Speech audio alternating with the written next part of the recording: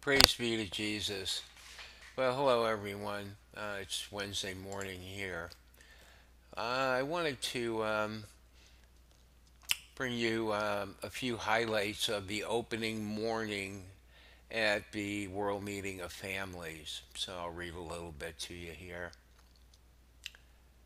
The opening morning of the World Meeting of Families in Dublin felt at times more like a carnival or a fairground than a formal conference where serious matters such as family, sex, divorce, and marriage were to be discussed. I'm going to jump around here. Okay, so in comparison to the last gathering, which was in Philadelphia, this year's event is taking place at the Royal Dublin Society Complex, which at the present moment is surrounded by food trucks selling coffee, pizza, brats, and beer. Okay, so I guess a very festive atmosphere here. Pilgrims arrived, some in custom World Meeting of Family inspired attire, others draped in Holy See flags worn as capes, and plenty of collars and habits blended in between. All right, so the first one up here is Cardinal Schornborn of Vienna, Austria. All right, he told a crowd of several hundred people that Amoris Laetitia has gained much importance in the Catholic Church by illustrating that marriage and the family are profoundly rooted in the Judeo Christian tradition. Um, and all right, so he was leading a interfaith panel. Let's see, there was Anglican,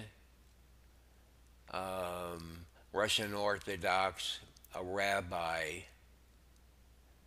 Okay. Um,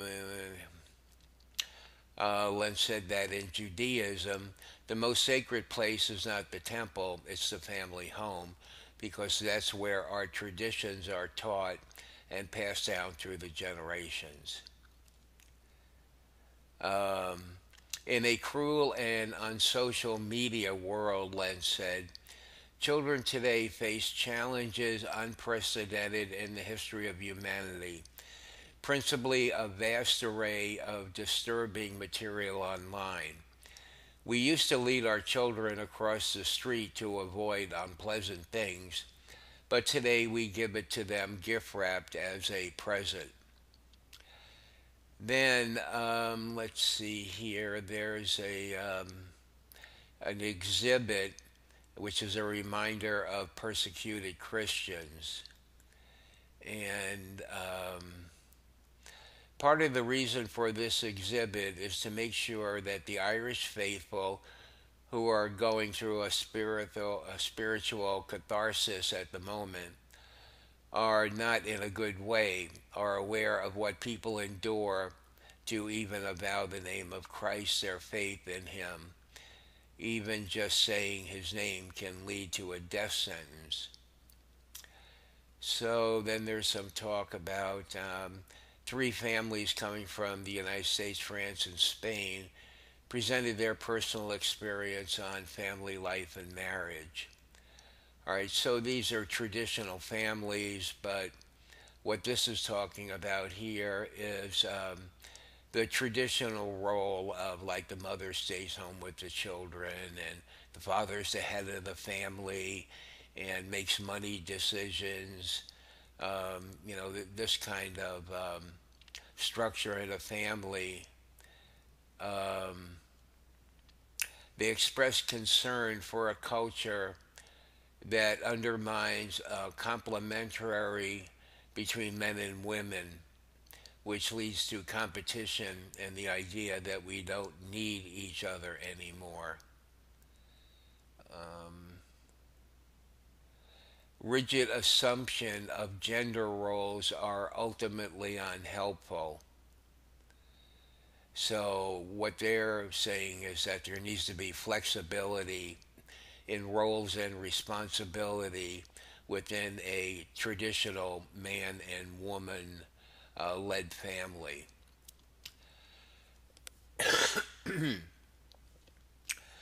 Okay, so now we're going to jump over to this last part here. And of course, the Catholic Conference of Families is happening at the same time. So, Anthony Murphy, president and founder of Lumen Fide Institute, said the pullout of Cardinal Sean O'Malley of Boston and Cardinal Donald Wuerl of Washington from the World Meeting is a sign from heaven, and said that the Pope's letter on abuse fell short because it didn't call out the homosexual culture. He said the church is the safest place for our children, but calls seminaries cesspits for homosexuality. And of course, the last few days and the videos I posted are beginning to bear that out. Speaking largely, speakers largely said homosexuality is the underlying cause for the sexual abuse crisis. John Blackton, secretary of Lumen Fide Institute, said gay Russian communists infiltrated seminaries with the goal of destroying the church from the inside, and said American Jesuit Father James Martin promotes an ideology that represents a threat to our children's well being and indeed their very salvation. The basic conclusion was that only sacramental marriage, as outlined in the document Casti Connubii from 1930, will save the family and domestic society as a whole.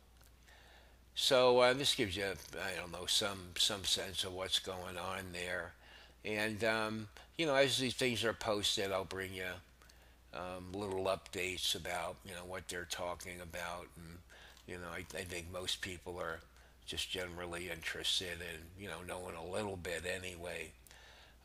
So I think that's it for right now, and we'll talk to you later. All right, enjoy your day. Bye.